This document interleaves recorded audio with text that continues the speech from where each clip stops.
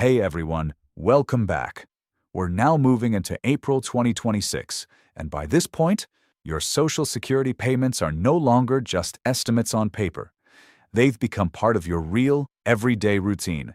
You've seen the deposits come in, you've probably adjusted your budget, and maybe you've started to notice something.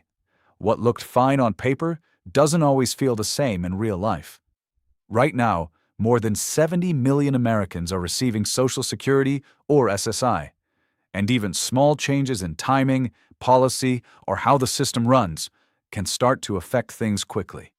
So today, let's walk through April's payment schedule, what's changing, and a few important updates that could impact how your benefits actually feel this month. Let's start with SSI. If you receive supplemental security income, your April 2026 payment is scheduled for Wednesday, April 1st.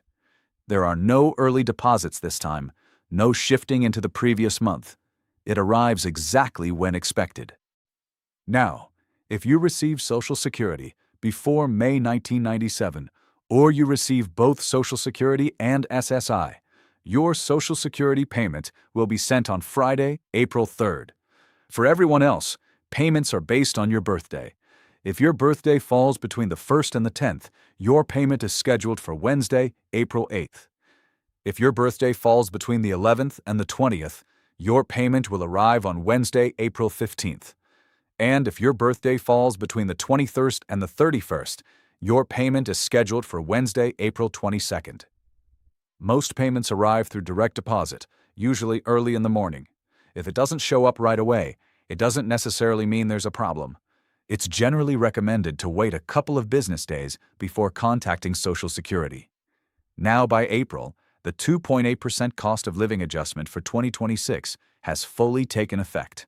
For many retirees, that adds around $50 to $60 per month. At first, that sounds helpful. But for many people, it doesn't actually feel like extra money. And the reason is simple. Medicare Part B premiums are still around $200 a month for many beneficiaries. And those are often deducted directly from your Social Security payment. So even though your total benefit increased, the amount you actually receive may not feel much higher at all. That's where the disconnect comes in. On paper, your benefit went up. In reality, your spending power may feel almost the same, or even tighter. Now here's another important change. Starting in March, the Social Security Administration began shifting toward a more centralized system. That means more online tools, more automation, and less reliance on local offices. The goal is to handle more people with fewer resources. But for many, this also means longer wait times, more automated phone systems, and a harder time speaking directly with someone. So, while your payment may arrive the same way, your experience dealing with Social Security is starting to change. At the same time, there is some positive news.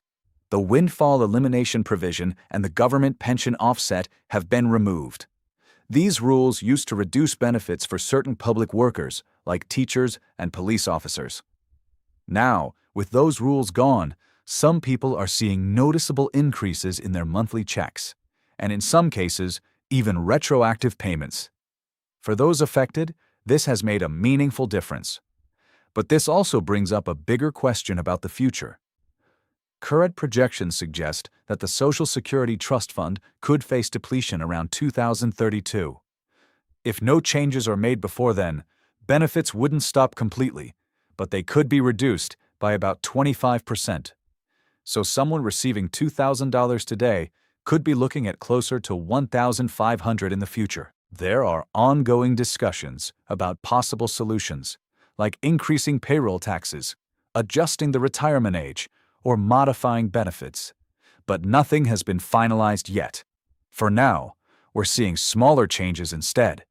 One example is a temporary tax deduction for seniors up to $6,000, available from 2025 through 2028. This doesn't increase your Social Security check directly, but it can help reduce your overall tax burden. Even with these adjustments, many retirees still feel like their purchasing power is shrinking. And part of that comes down to inflation.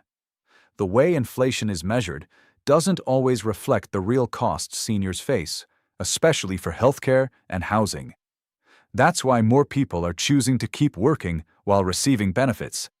In 2026, if you are under full retirement age, you can earn up to $24,480 before your benefits are reduced. In the year you reach full retirement age, that limit increases to $65,160. And after that, there is no limit at all. For many, even part-time work is helping fill the gap. So as we move through April, here are a few simple things to keep in mind. Know your payment dates so nothing catches you off guard. Pay attention to what actually hits your account, not just your total benefit amount. And be cautious about any major policy claims unless they've been officially confirmed. Also, remember this. If anyone contacts you claiming to be from Social Security and asks for immediate payment or threatens you, that is a red flag. The agency does not operate that way. At the end of the day, Social Security is still functioning and payments are still going out. But the system is also changing at the same time. Some changes are helpful, some create challenges, and most people are simply adjusting as they go. So staying informed, even once a month, can make a bigger difference than you might think. Before you go, let me ask you something. Do you feel like things have gotten easier financially this year? Or does it still feel tight most months? Let me know in the comments, and if you found this helpful, make sure to like and subscribe so you don't miss the next update.